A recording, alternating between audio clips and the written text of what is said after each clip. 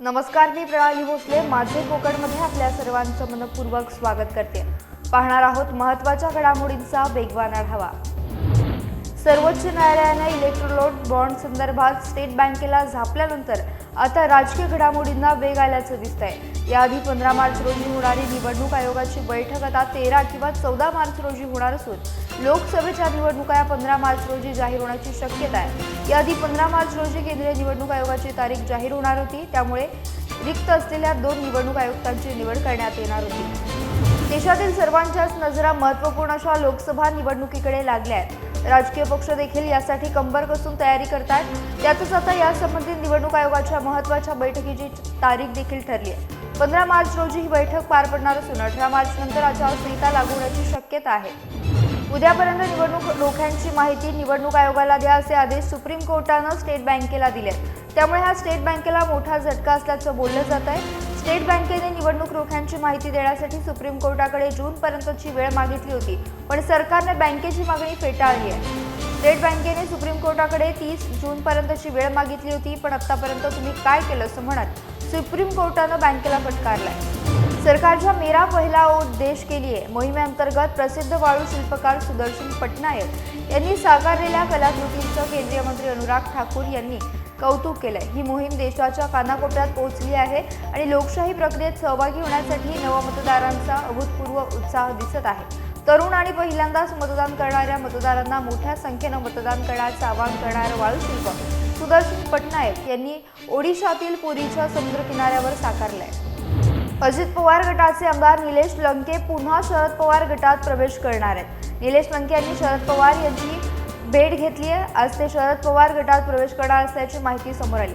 शरद पवार गटात प्रवेश केल्यानंतर निलेश लंके लोकसभा निवडणूक लढवणार असल्याची चर्चा देखील राजकीय वर्तुळात सध्या सुरू आहे. निलेश लंके देखील लोकसभा निवडणूक लढवण्यास इच्छुक असल्याची चर्चा आहे. लोकसभेची निवडणूक तोंडावर आलेली असताना उद्धव ठाकरेंना मोठा धक्का बसलाय. ठाकरे यांच्या शिवसेनेतील आमदार रवींद्र वायकर यांनी एकनाथ शिंदे यांच्या शिवसेनेत जाहीर प्रवेश केला. मुख्यमंत्री एकनाथ शिंदे यांच्या उपस्थितीत वायकर यांचा पक्षप्रवेश सोहळा पार पडला. वायकर हे सलग 3 वेळा जोगेश्वरी मतदारसंघातून आमदार राहिले आहेत. वायकर यांच्या पक्षात येण्यामुळे पक्षाला ताकद मिळाली असं खासदार गजानन कीर्तीकर म्हणाले. लोकसभेच्या निवडणुकीमध्ये मोठ्या प्रमाणात मराठा उमेदवार उतरवण्यासंदर्भात हालचाली सध्या मराठा समाजाकडून सुरू आहेत. याच मोहिमेचा एक भाग म्हणून आता मराठा बांधवांनी अब की बार एक गाव एक उमेदवार अशी घोषणा देत खरोखरच निवडणूक लढवण्यासाठी अगदी आर्थिक बाबींपासून इतर योजना सुरू केल्या. धाराशिवमध्ये शनिवारी या संदर्भात एक बैठक झाली.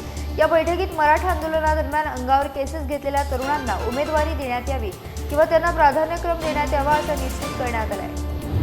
येत्या 15 ते 17 मार्चला लोकसभेच्या निवडणुका जाहीर होतील असा अंदाज राष्ट्रवादीचे संस्थापक माजी केंद्रीय मंत्री शरद पवार यांनी व्यक्त केला असून ईडीने 147 नेत्यांची चौकशी केली. त्याचा परिणाम लोकसभा निवडणुकीवर होईल. त्यातून काहीच हाती लागले नाही. निवडणुकीवर ईडी आणि इतर यंत्रणांचा परिणाम होणार असून ईडीने 147 नेत्यांची चौकशी केली.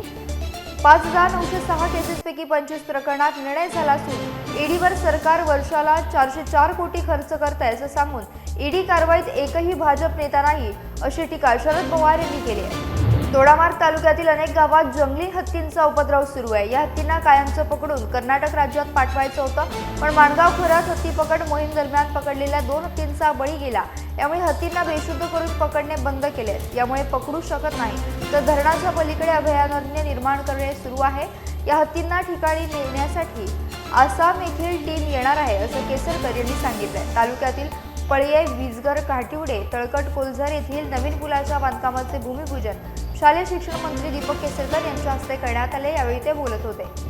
आगामी लोकसभा निवडणुकीच्या पार्श्वभूमीवर देशभरातील विविध ठिकाणी पंतप्रधान नरेंद्र मोदी यांच्या हस्ते विकास कामांचं उद्घाटन करण्यात येत आहे. याचाच एक भाग म्हणून 12 मार्च रोजी पंतप्रधान नरेंद्र मोदी यांच्या हस्ते 506 रेल्वेच्या प्रकल्पांचे व्हर्च्युअल पद्धतीने लोकार्पण करण्यात येणार आहे. यात एकूण 85,000 कोटींच्या प्रकल्पांचा समावेश आहे. तसेच या प्रसंगी 10 वंदे भारत ट्रेन्सचा देखील हिरवा झेंडा दाखवण्यात येणार आहे. जागतिक महिला दिनाचे औचित्य साधून इनरव्हील क्लब ऑफ सावंतवाडीतर्फे सावंतवाडीतील बस स्थानकावर हिरकणी कक्ष बांधून देण्यात आला. यावेळी इनरव्हील क्लब अध्यक्षा रिया रेड्डीज यांनी बस स्थानकावर लहान मुलांना गरजेची असलेली स्तनपान व्यवस्था करून स्त्रियांकडून स्त्रियांच्या अडचणी आणि गरज पूर्ण झाल्याने समाधान व्यक्त केले. नवी मुंबई पोलिसांनी महाराष्ट्रातील पहिले एव्हिडन्स मॅनेजमेंट सेंटर सुरू केले. नेरुळ आणि पनवेल येथे सुरू करण्यात आलेल्या या एव्हिडन्स मॅनेजमेंट सेंटरचे उद्घाटन मुख्यमंत्री देवेंद्र फडणवीस यांच्या हस्ते करण्यात आले। यावेळी पोलीस महासंचालक रश्मी शुक्ला, पोलीस आयुक्त मिलिंद भारंबे आदी उपस्थित होते। मुंबई आणि ठाणे ही दोन्ही शहरं हायटेक उद्देशानं प्रशासन महत्त्वाचं पाऊल उचलत आहे। सध्याच्या घडीला शहरातील विविध भागांना जोडण्यासाठी कोस्टल रोडसह मोनो, मेट्रो, उड्डाणपूल आदी प्रकल्पांचं काम सुरू आहे। त्यात आणखीन एका प्रकल्पाची भर पडली असून पूर्व द्रुतगती महामार्गावरून प्रवास करणाऱ्या लोकांसाठी हा प्रकल्प उपयुक्त ठरणार आहे। या प्रकल्पामुळे मुंबईकरांची वाहतूक कोंडीतून सुटका होईल, तसेच मुंबई ठाणे प्रवास एकाही सिग्नलशिवाय नॉनस्टॉप करणं शक्य होणार आहे। गेले अनेक दिवस बदललेल्या वातावरणामुळे नागरिकांतून आरोग्याच्या तक्रारी वाढत आहेत। खासगी आणि सार्वजनिक रुग्णालयांमध्ये ताप, अंगदुखी, सर्दी, खोकला तसेच पोटदुखीच्या रुग्णसंख्येत वाढ झाली आहे। गेल्या महिन्याच्या तुलनेत या दिवसांमध्ये 10% रुग्णसंख्येमध्ये वाढ झाल्याचं निरीक्षण वैद्यकीय तज्ज्ञांनी नोंदवलंय। वातावरणामध्ये होत असलेल्या बदलामुळे सर्दी, खोकला, घसा दुखणे, पित्त होण्यास, अंगावर पुरळ होण्याच्या तक्रारी वाढल्या। बदलत्या वातावरणानं लहान मुलांना खोकल्याचा त्रास दीर्घकाळ राहत असल्यानं पालक देखील चिंताग्रस्त झालेत। ऑस्ट्रेलियाच्या बकेल येथे हैदराबादच्या एका महिलेची हत्या करण्यात आल्याची धक्कादायक घटना घडली। 36 वर्षीय भारतीय महिलेची ऑस्ट्रेलियात हत्या करण्यात आली। तिचा मृतदेह रस्त्याशेजारी असलेल्या एका कचराकुंडीत सापडल्यानं परिसरात एकच खळबळ उडाली। महिलेच्या पतीवरच तिची हत्या केल्याचा आरोप आहे। पोलिसांनी घटनास्थळ गाठून मृतदेह ताब्यात घेऊन शवविच्छेदनासाठी पाठवला असून पुढील तपास सुरू आहे। युनिकेम प्रायव्हेट लिमिटेड गोवा या नामवंत फार्मास्युटिकल कंपनीने श्री पंचम खेमराज महाविद्यालय सावंतवाडी येथे रसायनशास्त्र विषयातील MSc आणि BSc मायक्रोबायोलॉजी कणकवली कॉलेजच्या 8 विद्यार्थ्यांची कॅम्पस इंटरव्ह्यूमध्ये निवड केली आहे। या कॅम्पस इंटरव्ह्यूसाठी युनिकेम प्रायव्हेट लिमिटेड गोवा या कंपनीच्या क्वालिटी कंट्रोलचे मॅनेजर प्रशांत पेडणेकर आणि HR विभागाचे सिनियर ऑफिसर चार्ल्स मार्टिन विद्यालयामध्ये स्वतः हजर राहून 30 विद्यार्थ्यांच्या मुलाखती घेतल्या। त्यापैकी 8 विद्यार्थ्यांची निवड करण्यात आली आहे। आंतरराष्ट्रीय महिला दिनाचे औचित्य साधत चांद्रयान-3 मोहिमेचा भाग असलेल्या इस्रोच्या 8 महिला शास्त्रज्ञांचा काल मुंबईत सत्कार करण्यात आला। इस्रोचे अध्यक्ष डॉक्टर S. सोमनाथ आणि चांद्रयान-3चे प्रकल्प संचालक डॉक्टर P. वीरमुथुवेल यांचाही यावेळी सन्मान करण्यात आला। लोकसंख्या ही देशाची ताकद असून आपल्याकडे असलेल्या युवा शक्तीचा देश विकासासाठी वापर करून घेण्याचं आवाहन यावेळी त्यांनी केलंय। चांद्रयान मोहिमेत प्रकल्प व्यवस्थापक म्हणून भूमिका निभावलेल्या डॉक्टर माधवी ठाकरे यांनी आपल्या भावना यावेळी व्यक्त केल्या। दिवा शहर अंतर्गत जिम मालक संघटनेच्या विद्यमाने आणि ठाणे जिल्हा हौशी शरीर सौष्ठव संघटना यांच्या मान्यतेने पहिली दिवा अंतर्गत शरीर सौष्ठव स्पर्धा काल संपन्न झाली। ही शरीर सौष्ठव स्पर्धा पॉवर झोन फिटनेस दिवा पूर्वचे संचालक तेजस भोईर, भूषण म्हात्रे, राजेश ठाकर यांनी आयोजित केली होती। या स्पर्धेत 70हून अधिक खेळाडू सहभागी झाले होते, तर स्पर्धेत दिव्यातील गो जिमचा स्वप्नील संतोष घाटकरीने दिवा सर्वश्रेष्ठ श्री 2024 किताबाचा मान मिळवला आहे। प्रसिद्ध दिग्दर्शक क्रिस्टोफर नोलनच्या ओपनहाइमर या चित्रपटानं सर्वोत्कृष्ट चित्रपटाचा ऑस्कर मिळवून आपल्या नावाची मोहर उमटवली आहे। गेल्या अनेक दिवसांपासून या चित्रपटाला ऑस्कर मिळवण्याविषयीच्या चर्चा सुरू होत्या।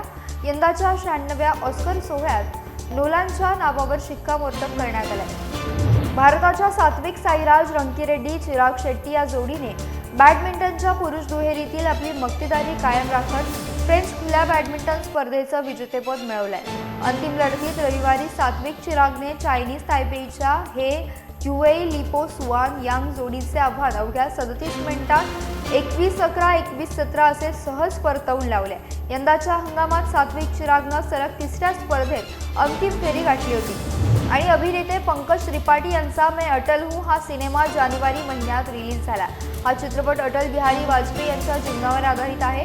आता या चित्रपटाची OTT रिलीज डेट जाहीर करण्यात आली आहे। ZEE5 या OTT प्लॅटफॉर्मच्या सोशल मीडिया अकाउंटवर नुकतीच सोशल मीडियावर एक पोस्ट शेअर करण्यात आली आहे। या पोस्टमध्ये त्यांनी लिहिलंय, शुरू करो तैयारी, आ रहा है अटल बिहारी, मैं अटल हूँ हा सिनेमा 14 मार्च रोजी रिलीज होणार आहे। याचा वेळ झाली इथेच थांबण्याची। तुम्ही कुठेही जाऊ नका, पाहत रहा फक्त माझे कोकण।